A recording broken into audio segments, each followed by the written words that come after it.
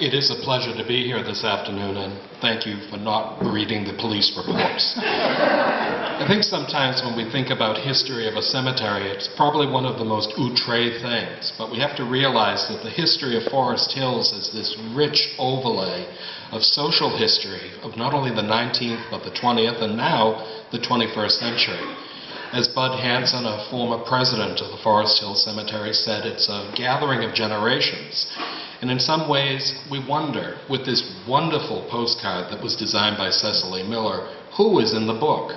We look at this as a good example of basically a group of people, a thriving nexus of cultures that actually contribute to what is basically today Boston's rural cemetery and still an active place of burial.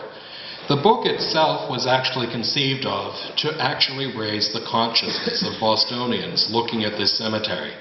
And in some ways it had many people that associated themselves with research as well as sharing of stories. In some ways I want to thank not only the trustees of Forest Hills Cemetery, the trustees of the Forest Hills Educational Trust, but Mr. Milley as president, Cecily Miller as executive director of the Forest Hills Educational Trust, and Nini Colmore, who is actually director of development for the trust. Many, many people have contributed in some small or great way to making this book come to fruition.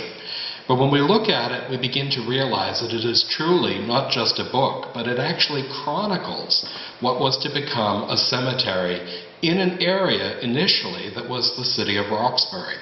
Today we think of Forest Hills as within the perimeters of the city of Boston. But Roxbury itself was a very rich historical town that had been settled in 1630 by Puritans seeking religious freedom. The area of West Roxbury was incorporated into what is known as Roxbury itself, and seen here the area of what was called the Jamaica End, or the neighborhood of Jamaica Plain, was an important feature of what was to become the Forest Hills Cemetery.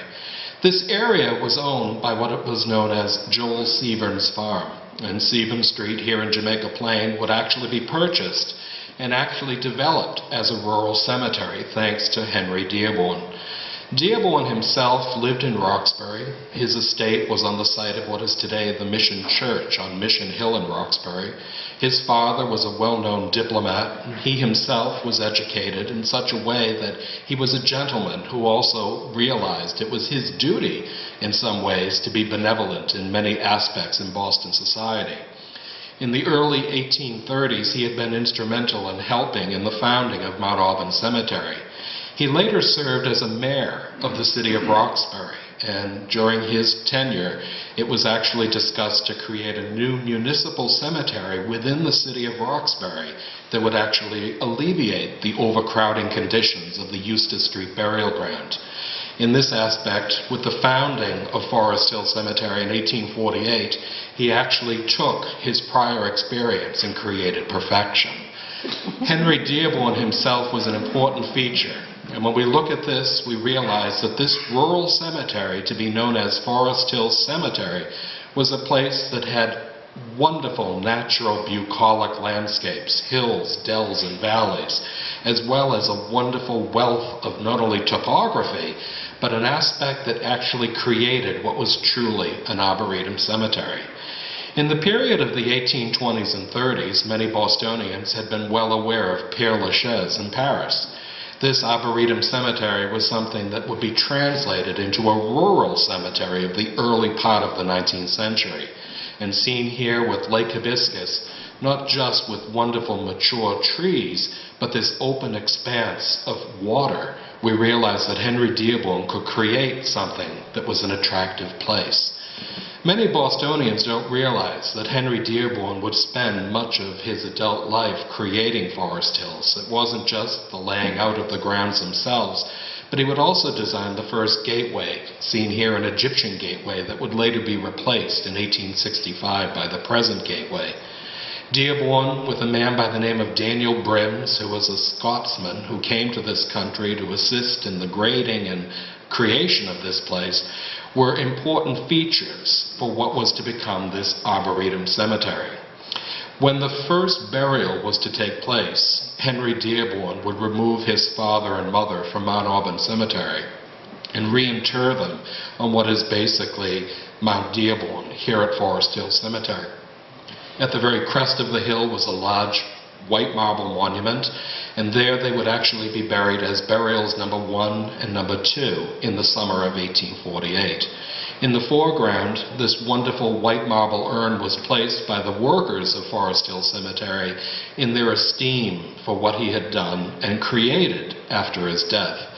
But the whole concept here was that Dearborn's father, a man who had lived in Roxbury for most of his life, was not only a well-educated man, but would also serve as a member of the cabinets of both President Madison and President Monroe, was an important feature. And when he was moved here to Forest Hills, it would set a precedent, so much so that many other Boston families followed the lead and would reinter their own families here throughout the 19th century. The whole concept was that this rural cemetery wasn't just attractive, but it was a totally and radical different approach to what was known in 17th and 18th century burial grounds. Granted, the Puritans had established burial grounds in 1630, but by the period of the early 19th century, these burial grounds, which were somewhat antiquated and terribly overcrowded, were an important feature for the creation of this new rural cemetery. And seen here in a photograph of the 1890s, this open expanse of late hibiscus, along with mature trees and the dotting of memorials throughout the cemetery, created the approach of what Dearborn had envisioned. And this aspect was something that was taken to by alacrity by Bostonians. Beginning in the 1860s, stereo views would come out to actually chronicle not just Boston, but even here at Forest Hills. Forest Hills and these wonderful views show this gateway that was designed by George Panter, a Brookline architect, and created in 1865. Ironically, it's built of Roxbury pudding stone. And pudding stone, which still dots the area of Forest Hill Cemetery, was a building material throughout the 19th century. It was easily quarried, could be combined with other materials such as slate, granite, and actually even in this aspect a wonderful design that many people would be impressed when they approached along what is today Forest Hills Avenue. But in that aspect, we also began to see that these stereo views would also show people. Throughout this period of the mid-19th century, Forest Hills was one of the many different rural cemeteries that was springing up in and around Boston. But the whole concept of Forest Hills was one of expanse, open areas, natural beauty, and the idea that this was a premier cemetery. The idea was that once one entered, every aspect of the cemetery would begin to open up. And seen here, a wonderful bell tower that was completed in 1876, and still there's no ascribed architect, surmounts Snowflake Hill. And this not only has wonderful carillons in the afternoon, but we realize that from the very crest of the building itself, we begin to see panoramic views. And if you look closely, you also begin to see the wonderful aspects of laying out or bedding plants, such as here, and the creation of walls which are actually somewhat crowded by mature trees today. But you could also arrive at Forest Hills by the railroad, and the Boston and Providence Railroad would stop at Forest Hills, and if one was wishing to purchase a lot, you could actually wait in this gazebo, and then you would be taken to actually select a lot itself. These panoramic views were important, but it was also important that by the period of the 1880s, the overlay of buildings here at Forest Hills that we actually look as a very vital part of the overall history of the cemetery would begin to be constructed. And this building, which we're in this afternoon, is Forsyth Chapel and actually the office. This was actually designed by Van Brunt and Howe and completed in 1884. It wasn't just a magnificent structure, but they themselves have been associated with Memorial Church at Harvard. And in some ways, the interior itself actually echoes much of their earlier designs in Cambridge. Forsyth Chapel had been given by the Forsyth family, who had actually attained their wealth through the Roxbury Belting Company, which actually produced vulcanized rubber belts. They actually gave it in memory of their sister, Miss Margaret Forsyth, who had died young. And the chapel itself, which is still known as Forsyth Chapel, was a place that one could choose for memorial services. But at the rear of the chapel was a wonderful Hooks and Hastings organ. And this piece, which was actually the original, would be replaced by the present organ in 1922. In some ways, the Forsyths were typical of the families that chose to actually memorialize their family here at Forest Hills. But they also saw that the chapel itself was a place that they, too, could actually create as a memorial to their sister, who would be buried in their lot. In a lot of ways, each of these buildings themselves, that sometimes we might pass without even a glance, would actually be important features. Later, Forsyth Chapel and the office would be expanded. And in 1922, the trustees of the cemetery hired the Boston architectural firm of Andrew, Jakes, and Rantoul to actually create the addition on the right-hand side of the chapel itself. And in this aspect, this actually continued the expansion, so much so that it also used the Roxbury pudding stone that was actually used by Van Brunt and Howe. But the whole idea was that many of these buildings themselves are things that actually are very important to the overall topography of the cemetery. And here, the receiving tomb, designed by Emerson and Femer and completed in the 1870s, was an important feature because in the latter part of the 19th century, if one actually, unfortunately, died during the winter months, he or she could not be buried because frozen ground precluded the digging of a grave. And the receiving tomb was an important feature that William Ralph Emerson and Carl Femer saw to it, that they would design it in a wonderful aspect of limestone. You also see the bedded out areas in the foreground, which today is still replicated in some aspects by the gardeners here today. But the receiving tomb itself would have 4 tiers of 237 individual crypts, where one might spend the winter months until you were buried in your family lot. But the idea is that with modern technology in the 20th century, the actual digging of graves could take place 12 months out of the year, and the receiving tomb itself became superfluous. But we also saw things such as the Canterbury Street Lodge. And this building no longer exists, but it was on the far end of Canterbury and Walk Hill Streets. It was sometimes referred to as the Beach Street Chapel, and it was a building itself that not only had a wonderful chimney where fires would be lighted during the winter months, where families coming to choose a lot in the areas of the Field of Heth would actually stay for a few moments to actually warm up. It was also a place where small services could take place. In the period of World War II, it was demolished, and the area of what was called Canterbury Gardens was actually laid out on the site of the chapel. But we also saw one magnificent structure, and that's the crematorium. And this is the oldest crematorium for a cemetery in New England. And when it was designed by Ludwig Sandoy Ibsen, who was a very well-known architect who designed many buildings and structures, including a fountain in Milton, was an important architect who created a place not only for the cremation of the dead, but a columbarium that would actually be expanded in the early part of the 20th century down below. The New England Cremation Society would later sell this in 1925 to Forest Hill Cemetery, and today it is a very vital part of the cemetery itself. But the idea was that in some ways the crematorium was a place that was somewhat skeptical for many Bostonians. The first cremation that took place here was that of Lucy Stone. Lucy Stone had lived in Dorchester, and she was somewhat of an illustrious character. She was the first Massachusetts woman to be graduated from college. That was Oberlin in 1838. She was the first woman to maintain her maiden name after her marriage to Henry Brown Blackwell in 1855. She was the first female editor, that being of the Women's Journal in 1872, and surprisingly, she was not the first woman, but the first person to be cremated in the United States. And that aspect was an important feature, and we saw that this overlay of each of these buildings contributed to this rich, wonderful aspect of Forest Hills.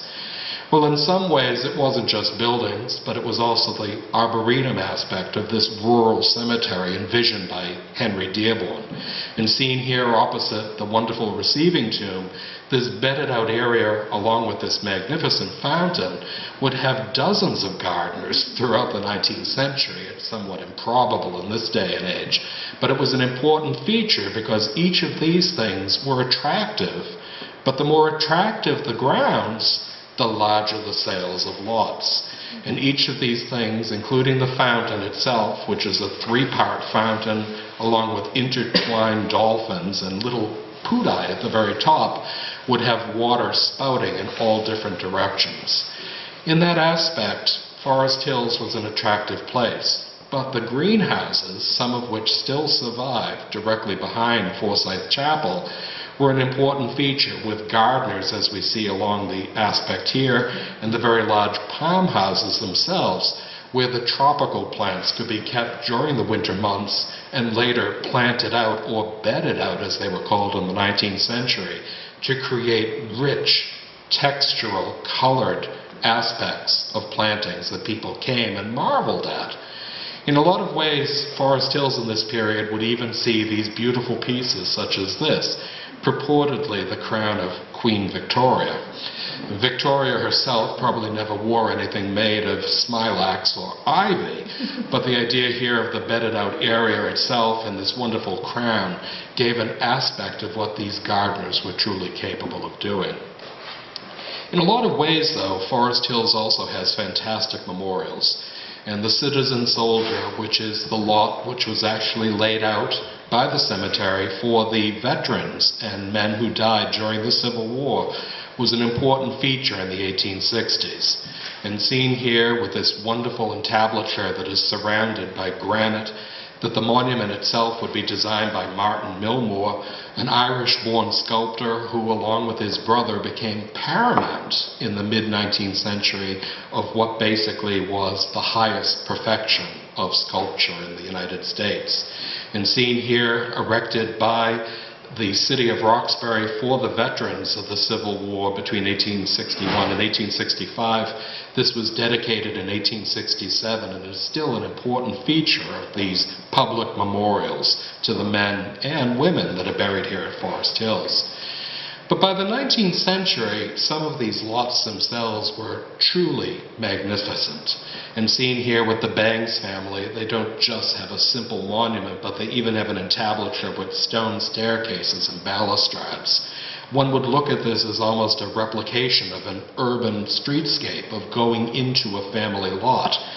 But by the period of the 1840s, when Henry Dearborn was beginning to attract many different Boston families, to think of Forest Hills as a feasible place for the burial of their family and friends, many different families, beginning in 1848 and continuing through the 1860s, reinterred their families here. And this is an etching of Dr. John Collins Warren. Warren himself lived on Beacon Hill, and he was the nephew of the great Dr. Joseph Warren, who actually wrote the Suffolk Resolves.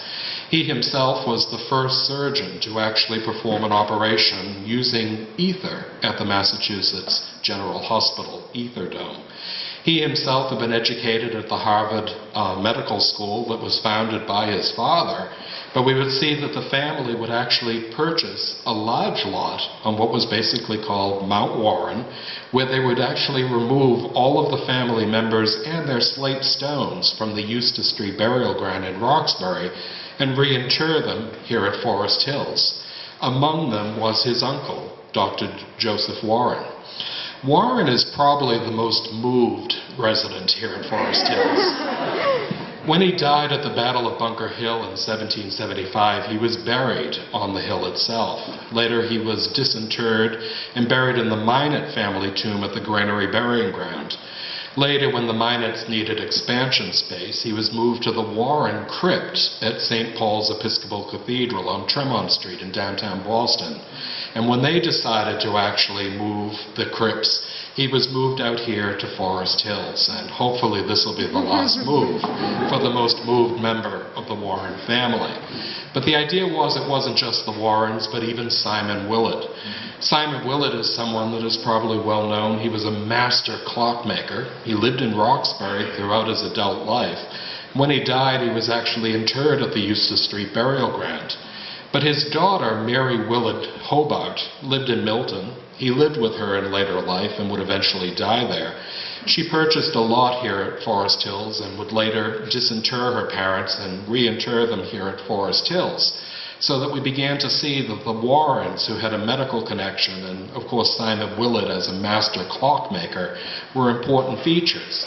But so too was a woman by the name of Hepzibah Clark Swan.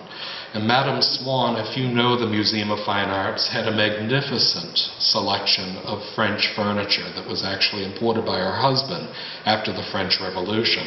It was said that her husband took off the furniture after the aristocrats had lost their heads. And it's recently been restored, but it was a good example of this great wealth and social aplomb that this woman actually had. She lived on Franklin Place, or what is today Franklin Street in Boston. It was built by Bullfinch, known as the Tontine Crescent.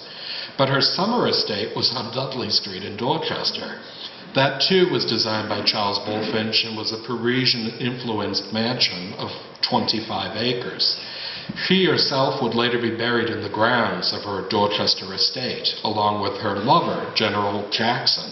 But later in 1872, after her family, who lived on Beacon Hill and in Milton, decided to sell the property after Dorchester had become a part of the city of Boston in 1870, they disinterred their family members and had them brought here to Forest Hills.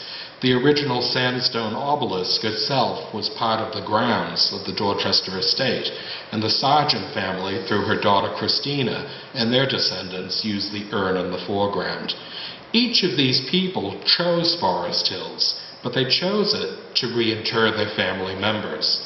And the idea was that it even included such people as Andrew Carney. Well, Carney is probably best known for the Carney Hospital that he endowed in what was then South Boston, but moved to Dorchester in 1950.